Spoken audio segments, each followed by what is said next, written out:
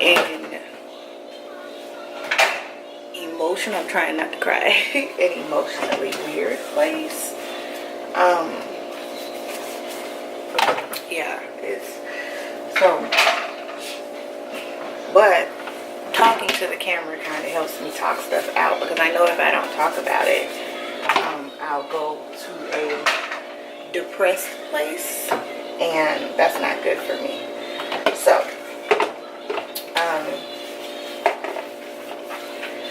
So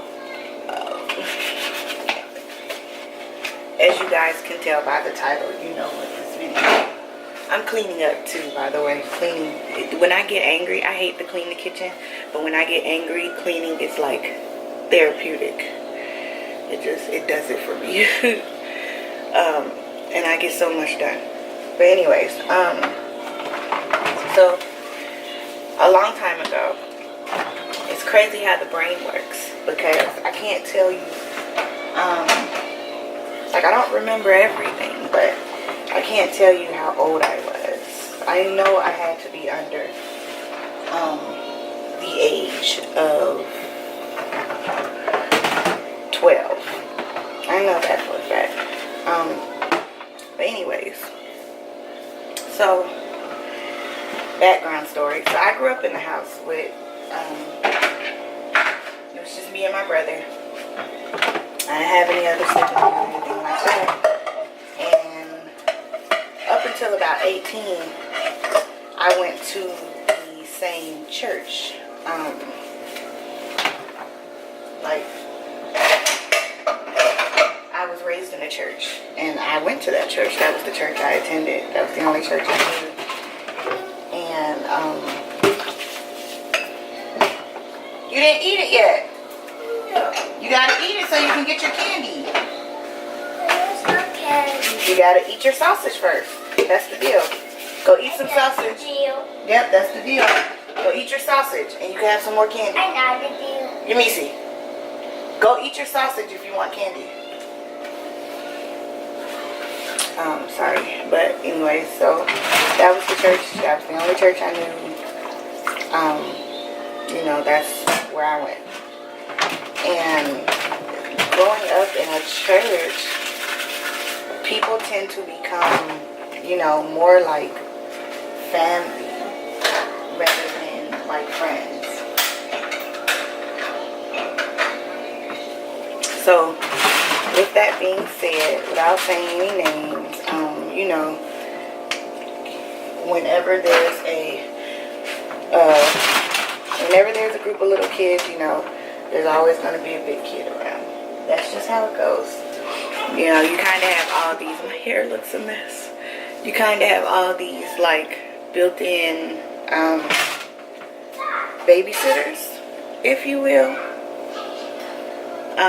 You kind of have, like, all these built-in babysitters, or whatever.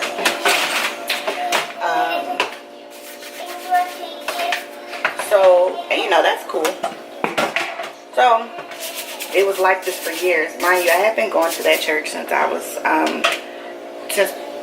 2, you know. So it's been some years, and never nothing. Like, never anything. So this family joins the church, and we'll just call them, I don't know, we'll call them the Z family. The Z family joins the church. And, you know, it's still nothing. It's a lot of kids at our church, because my pastor had a lot of kids. And a lot of families had a lot of kids.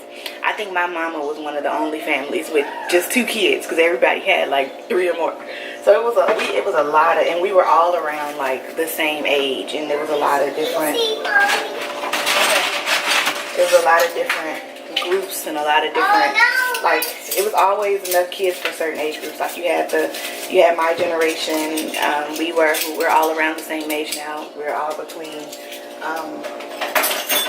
the ages of 28 to 34. That's my generation. And then you had the little older ones that are in their late 30s now, and so forth and so forth. So this guy would fit into this family. these two siblings, both of these siblings are rather close in age, so they kind of fit into the... Let me see. I'm cleaning up right now. No, go eat your sausage so you can have some candy. What I tell you about throwing stuff because you mad. But anyway, so this family had 2 kids. It was a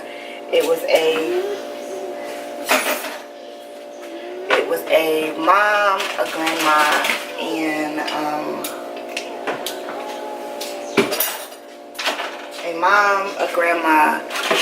and 2 kids, a boy and a girl in the Z family. And the boy and the girl were around the age of the generation that's before me, the ones who are closer to their 40s now. Him and her were both in that generation. So, you know, so everything's cool, everything's going cool. He's a bit of a bad boy. She's a bit of a kind of, I don't even know how to describe her. She was fun, you know. She was a fun girl, the sister was. And he was a bit of a bad boy and kind of would get into it, you know. Got in trouble for stealing the offering, stealing out the offering at church, you know, stuff like that. So anyways, fast forward. Every summer, our church, every summer before the end of the school year, before everybody got ready to go back to school, our church always did a summer trip. Like always did a summer trip.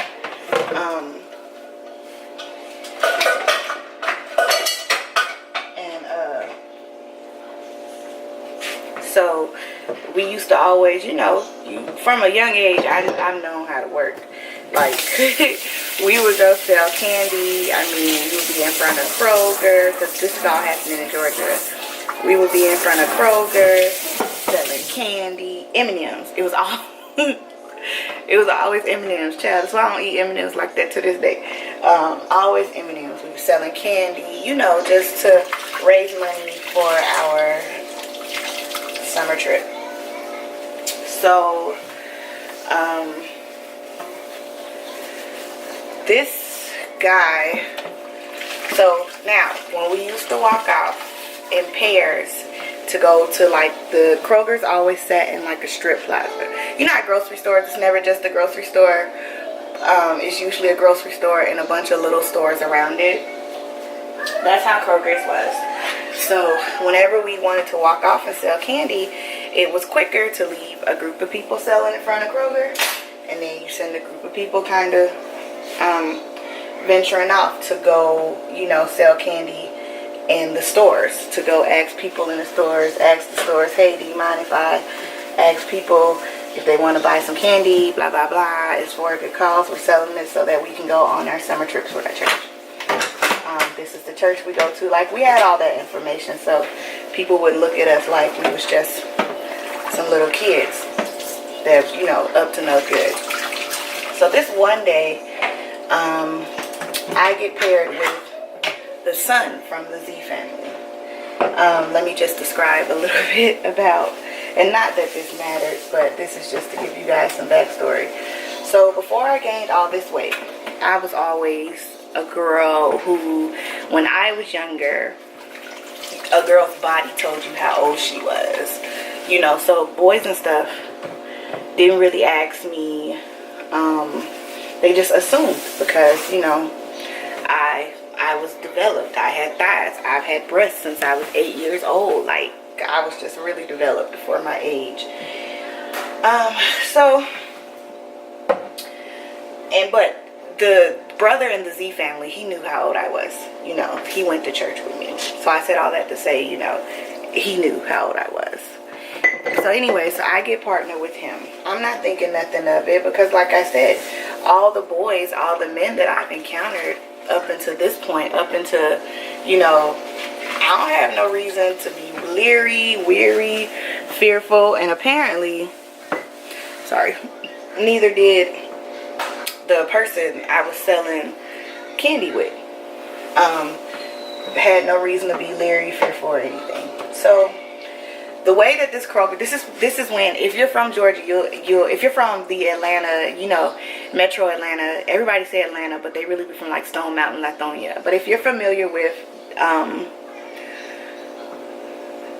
DeKalb County and Memorial Drive, which is where one of the biggest clubs in Atlanta is, the Atrium. If you're familiar with that street, you'll know that years and years and years, probably over 10-20 years ago, there used to be a Kroger on Memorial Drive. And so this was that Kroger, and the way that Kroger was made was it had a bunch of stores, but it also had like an alleyway. At one point you could walk behind, you could walk into the alleyway, and there were stores in the alleyway. And you know, when you came out at the back, there was a couple of stores, but then you just like be in the back part, the loading docks, where everything is. So I got paired with him, and I was supposed to walk with him and go with him to sell candy. He was supposed to be there to make sure nobody kidnapped me, to make sure nobody snatched me, to make sure nobody did anything to me. Sorry. I don't know why I'm getting emotional, but anyways. So he was like, hey, I know a shortcut. And I was like, I don't want to go that way. He was like, no, I know a shortcut. And I was like, okay. And you know, he's older than me. Like I said, I'm under the age of, I know for a fact I was under the age. I wasn't in my double digits. Like I was under the age of 10. I had to be. So, because once I got a little bit bigger, we didn't need an escort no more. And this was one of the last times I remember having somebody have to walk with me. So he was like, I know a shortcut through the alleyway. And I was like, I don't want to go that way. He was like, come on. I'm not going to let nothing happen to you. It's the shortcut.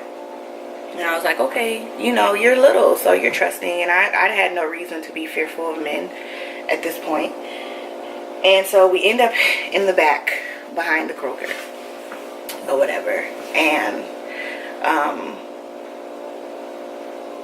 he like shoves his hand in my pants and shoves his tongue in my mouth. And like, I'm a kid and I don't know what's going on or how to respond to it. So I freeze.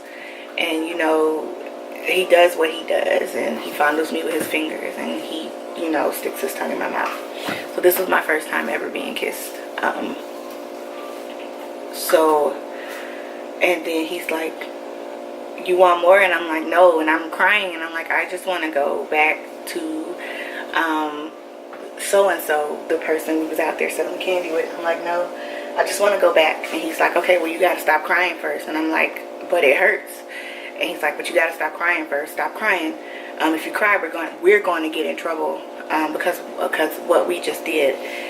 And mind you, it wasn't any penetration with the penis or anything, but he was like, we're going to get in trouble for what we just did. So I stopped crying, and I never told anybody about it. So what prompted this video today was because I got a message on Facebook. My messenger had a notification by it, and I click on the notification, and it's a message like somebody's requesting, and the first name looked familiar, but the last name, I was like, what is this last name? So I click on it, and I see the picture, and the message says, hi, this is your old friend blank from your church. How are you doing? And I'm like, old friend. So all of a sudden, all of these, I guess, repressed memories just like flooded and came out of nowhere. And how dare I don't know what to do. I'm like, I just block you. I'm 32 years old now. Do I speak my piece? You know, how dare the first person who ever violated me, who ever molested me, how dare you reach out to me on Facebook and call yourself my friend? Like, I know you know what you did to me, and I just didn't even know I would feel some type of way. But once, as I got older, and not even as I got older, My husband was the first person I ever told about anything, because he wondered why I was kind of weird sexually, and certain things sexually kind of like made me tense. So he was the first person I ever told about anything dealing with molestation, about being violated. My mother, good thing she don't watch my channel, because I asked her not to, but my mother doesn't even know some stuff, so she doesn't know any of it. So but you know, I thought I was the only one, and then talking to a couple of other girls who I know, I found out, oh my gosh, he touched you guys too. And then I found out not too long ago that he's actually reached out to them as well. And I'm just like, what do you want? Like, what do you want? What do you want from me? Why are you reaching out to me? Why? Why would you call? I know you know what you did. And then it's like, you know, I'm like, or do you not know? Do I need to remind you of what you did to me? Do I need to remind you of what you put me through? Like, you have to know what you did. Did your brain repress it because you knew you were doing something wrong? Because you have daughters, you know, now, and are you trying to make amends so that because you don't want nothing like this to happen to your daughters? I don't know. I don't know. I don't know how to feel. It's really fresh. It's really raw. Like, literally, I got this message not even an hour ago. And I don't know, but I texted one of my friends, a really good friend of mine, and she was like, delete it and block him. He knows what he did, and he don't deserve your attention, and he don't deserve your time. Don't even respond to it, because if you respond to it, then he'll know how to reach you, and you know, you just don't need that. And I was just like, thank you, because I'm sitting here like in tears, because all these memories that just flooded back, and I'm like, the audacity of you to my friend, my old friend. Like, they told me to walk with you so that you could protect me, not violate me. And I don't know. I feel like I shouldn't be crying. I don't know. Maybe this will be my last. Maybe this is me crying for it and it's done.